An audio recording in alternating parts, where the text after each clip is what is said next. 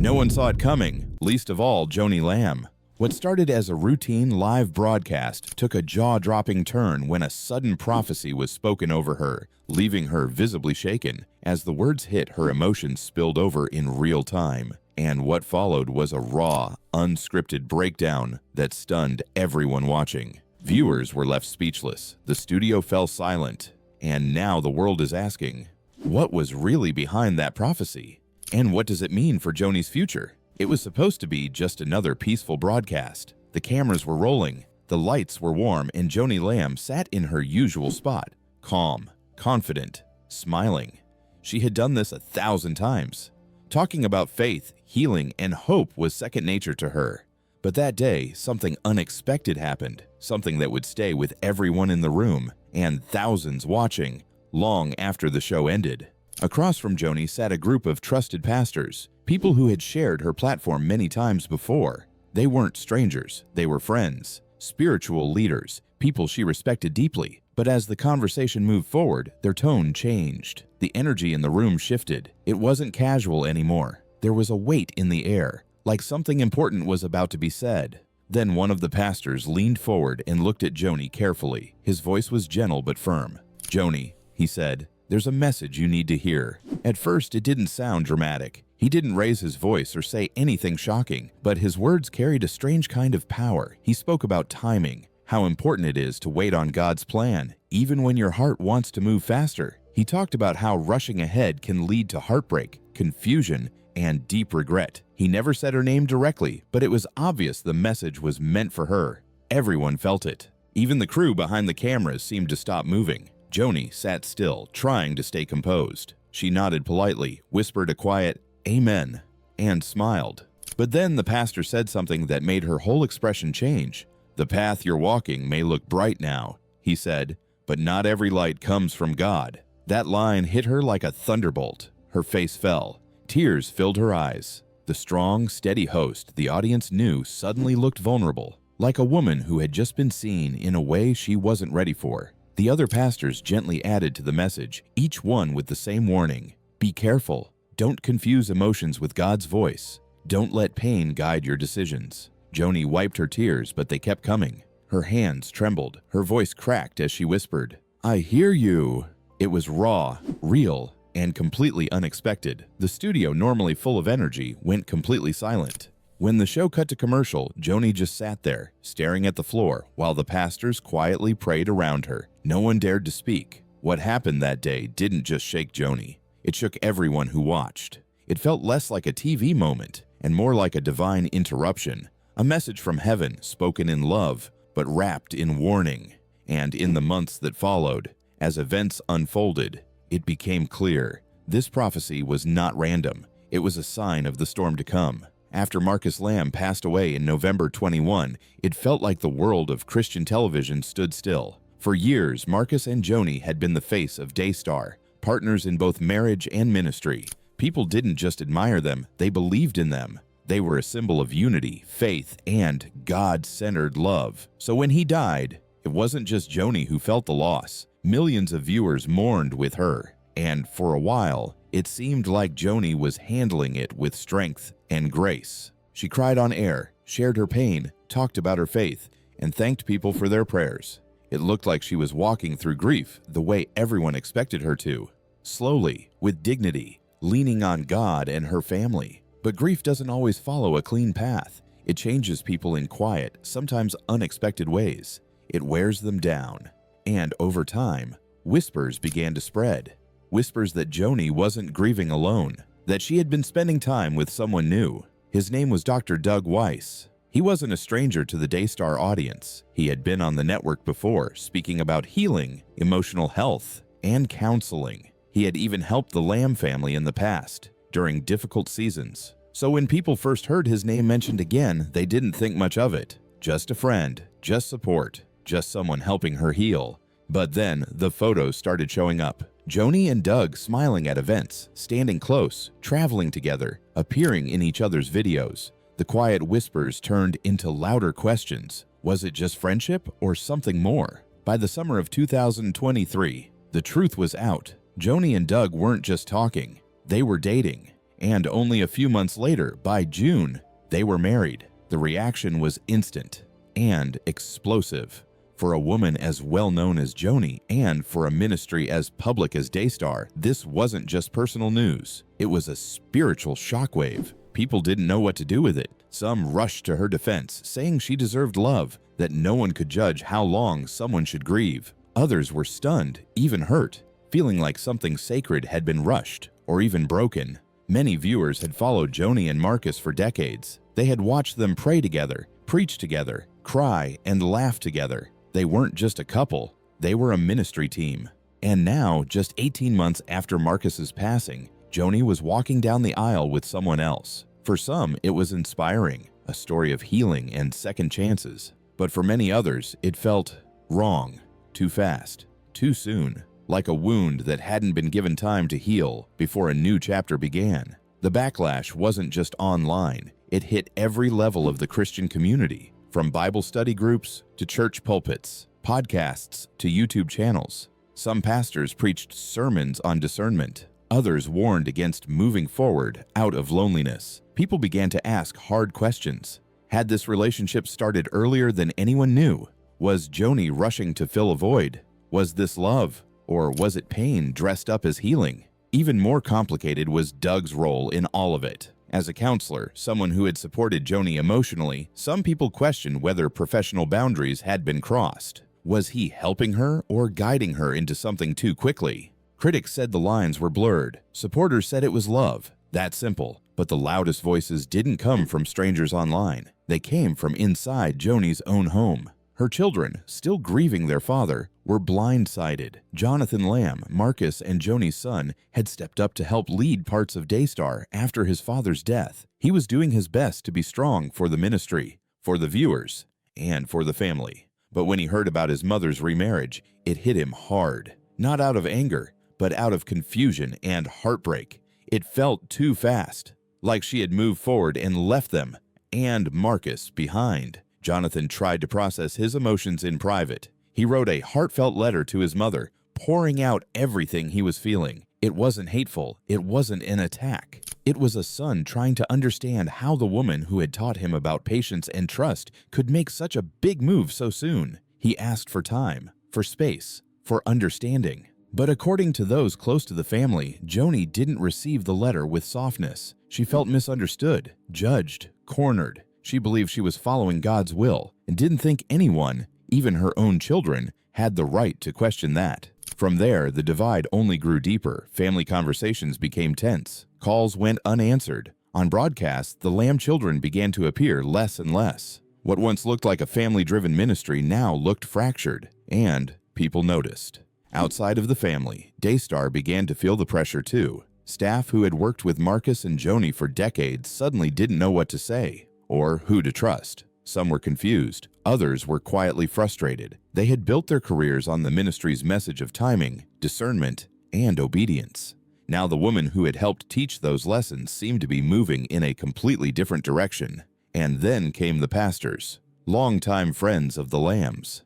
People who had watched Marcus and Joni build Daystar from the ground up. Many didn't rush to judgment, but they also couldn't stay silent. One pastor, a widow herself, wrote a letter urging Joni to slow down, to remember that grief can't be outrun. Others echoed that message, some privately, some publicly. They warned that rushing into a new marriage too quickly could bring even more pain later. That what looks like comfort could actually be a spiritual distraction. Joni heard all of it, and yet she stood firm. She told her staff, her supporters, and anyone who would listen that she believed this marriage was part of God's plan. That Marcus would have wanted her to be happy, that love didn't have to die with loss. She spoke about healing, hope, and second chances. But no matter what she said, the criticism didn't stop. Christian magazines picked up the story. Commentators analyzed every photo, every quote, every timeline. For every person who supported her, there were others who saw her decision as a mistake, as a fall from spiritual discernment, as a betrayal of her late husband's legacy. And the prophecy, the one she had heard months earlier in that quiet studio, kept echoing in people's minds. Not every light comes from God. Was this what it had been pointing to? Back at home, things were no better. Jonathan and his siblings tried to hold the family together, but it was hard. The woman they had trusted as a leader, as their mother, now felt like someone they didn't fully recognize. They didn't hate her. They didn't want to see her suffer. But they were heartbroken, lost in a storm they hadn't seen coming. And Doug, while standing by Joni publicly, became part of the controversy himself. Old interviews and articles from his past began resurfacing online. People questioned his background, his influence. Some felt Daystar was slowly shifting from a Christ-centered ministry to something more personal, something centered around a couple, not a calling. By the end of 2023, the situation had become more than just a marriage. It was now a symbol, a debate about what it means to grieve, to lead, to represent faith in the public eye. Joni was no longer seen only as a grieving widow or a strong TV host. She had become a lightning rod, a controversial figure at the center of a spiritual storm. Some people still supported her. They said she was human, that she had the right to love again. Others quietly stepped away, feeling like something sacred had been broken. Through it all, Joni kept showing up, kept smiling on camera, kept talking about faith. But behind her eyes, people could see it. The weight of it all. The judgment. The whispers. The loss. And yet, she still believed she was doing the right thing. But the rest of the world wasn't so sure anymore. After Joni Lamb's sudden remarriage to Dr. Dougweiss in 23, the shockwaves didn't stop with the public. In fact, the loudest impact was felt at home, inside the Lamb family itself. What had once been a picture of unity, a family built on ministry, love, and shared purpose, started to fall apart from the inside out. And the worst part, most of the damage wasn't caused by hate or anger. It was caused by silence, confusion, and deep, unspoken pain. To understand how things got this bad, you have to go back to the beginning, to the days after Marcus Lamb passed away. When he died in 2021, the Lamb household was devastated. Marcus wasn't just a preacher or a public figure. To his kids, he was dad. He was the anchor, the man who led their family through faith and example. And for Joni, he wasn't just a husband. He was a partner in everything. They had built Daystar together from nothing. They had raised children, carried the weight of ministry, and stood side by side through every season. In the months following Marcus's death, the family leaned on each other. They grieved together. They prayed together. Jonathan Lamb, the eldest son, stepped up quickly to help keep Daystar steady. He carried a heavy load, trying to balance leadership with his own grief. Everyone assumed that over time, they would find their way through the loss, as families often do when bound by faith. But no one was prepared for how fast things would change. When news of Joni's relationship with Doug began to surface, it caught the children completely off guard. Jonathan had been working closely with his mother, helping with programming, operations, and maintaining Daystar's mission. He had been doing all he could to preserve what his father had built. So when he heard that his mom wasn't just seeing someone but actually planning to marry him, less than 2 years after Marcus died, it hit him like a punch to the chest. At first, Jonathan didn't want to believe it. It didn't make sense. The timeline felt wrong. His mom hadn't even spoken to him about it before it became public. That silence was what hurt most. It wasn't just the remarriage. It was the feeling that she had made a life-changing decision without even involving her children. He tried to be respectful. He didn't want to cause drama or make it worse, but the weight inside him was too heavy to ignore. So he wrote a letter. Not a public statement, just a private, honest letter to his mother. In it, he poured out his heart. He told her how he was feeling, how fast everything had happened, and how much it hurt. He wasn't trying to attack her. He just wanted her to understand, to see the pain in her children's eyes before it was too late.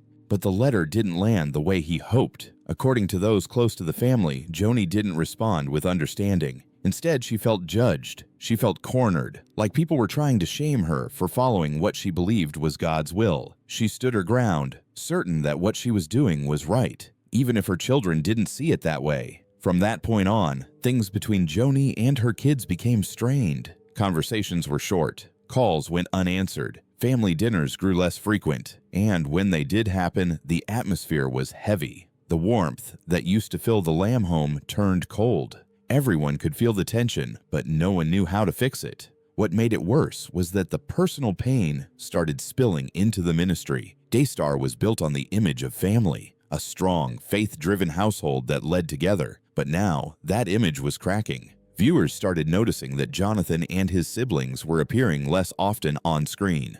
People behind the scenes whispered about the shift. Staff members who had been with the Lambs since the early days now walked on eggshells. The mood inside Daystar's offices changed. What was once full of laughter and energy now felt like a place of quiet stress. And then the outside voices started coming in. Pastors who had known Marcus and Joni for years reached out, some privately, some publicly. They didn't come with anger. Most of them came with concern. Concern for Joni, for the children, for the ministry. They reminded her of the importance of waiting, of letting God heal the heart fully before trying to build something new. They didn't say she couldn't love again, but they urged her to consider the timing, the weight of her role, and the message her actions were sending to millions of believers. Joni heard them, but she didn't waver. She believed that God had led her to Doug, that this was part of her healing, even if no one else understood it. She saw the backlash as judgment, not guidance. And the more people questioned her, the more defensive she became.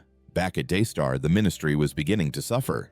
Donations started dropping. Longtime supporters wrote emails and letters expressing disappointment and confusion. Some said they were praying for her but would no longer give financially. Others pulled away completely, feeling that the heart of the ministry had shifted. Daystar was no longer just under spiritual pressure. It was now facing serious financial strain. Inside the team, things grew tense. Meetings were awkward. Some staff members resigned quietly. Others stayed but admitted they no longer felt sure about the direction things were heading. One longtime employee was overheard saying, "It doesn't feel like Daystar anymore. It feels like something else." And while all this was happening, Joni kept going. She showed up on camera, smiling, speaking about hope and faith. But behind the smile, people could see the weight she was carrying, the public pressure, the family tension, the ministry falling apart around her.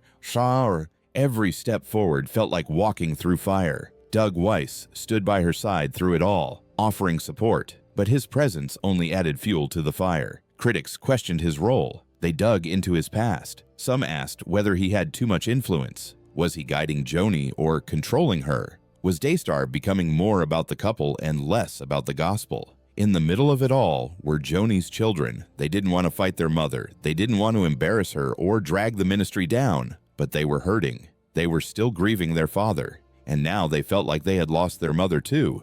Not physically, but emotionally. She was still there, but distant, different, changed.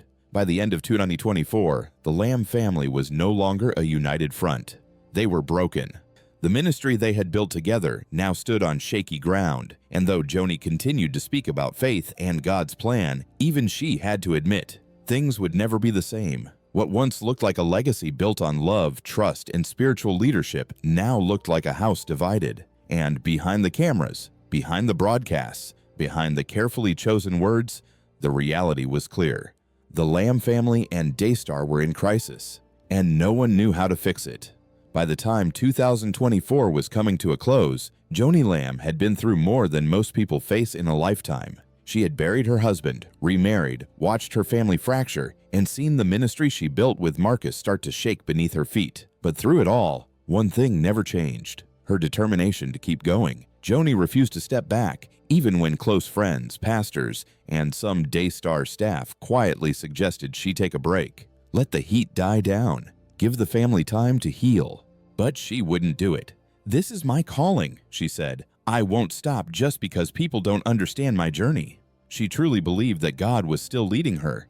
Leading her, even through the mess. Each day she got up and did her job. She smiled into the cameras, shared scriptures, talked about faith, healing, and pressing forward. But behind that polished image, she was exhausted. The weight of criticism, broken relationships, and financial strain on the ministry was wearing her down. Viewers were pulling away. Donations had dropped sharply. Trusted partners and churches who once supported Daystar now kept their distance. The ministry was no longer standing tall. It was holding on by a thread. Inside the office, the mood had changed too. People weren't laughing like they used to. Conversations were quieter, shorter. Long-time employees were leaving, and those who stayed didn't know how much longer they could keep pushing through the tension.